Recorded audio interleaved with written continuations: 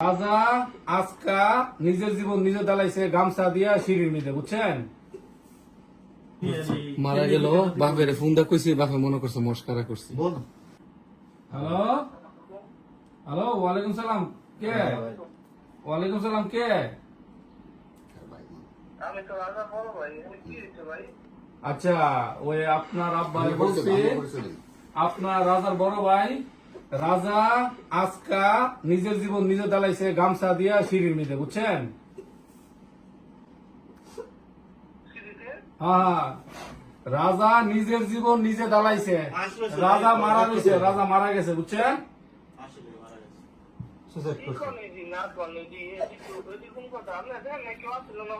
নাই, আমরা কেউ আসিলাম না। সে আজকে সারাদিনের কোন সময় দিছে জানি না, যে ডিউটি করতো ওই জায়গার মধ্যে আপনার পারিবারিক ভাবে হয়তো মোবাইলে কথাবার্তা বলছে। আপনার আব্বার সাথে তো হের এমনি হালি ঝামেলা।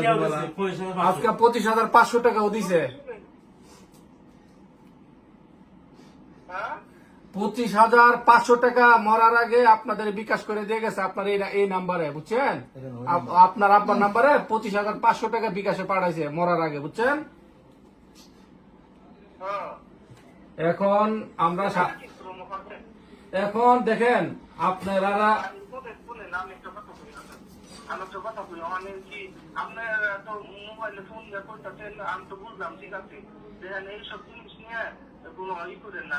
এদিকে হালকা নামিয়েছে, এটা তো কেউ। আপনি শাহ আলমরে চিনেন? শাহ আলমরে চিনেন? শাহ আলম বাড়িতে আছে ছুটিতে, তারে ফোন দেন। শাহ আলমরে ফোন দেন। আপনার পরিচয় দেন ভাই ভাই আপনার পরিচয় দেন। আছে না? হ্যালো, আপনি মস্করা করবেন নাকি? আপনি রাত 2টা বাজে মস্করা করবেন? আমি রাত্রে বাজে 11:45, 48 বাজে, রাত 12টা বাজে 10 মিনিট কম, বুঝছেন?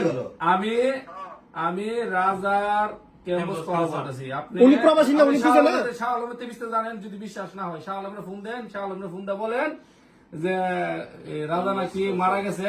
শাহ আলমের ফোন করে জিজ্ঞাসা আমরা শাহ আলমের অলরেডি বলছি, বুঝছেন?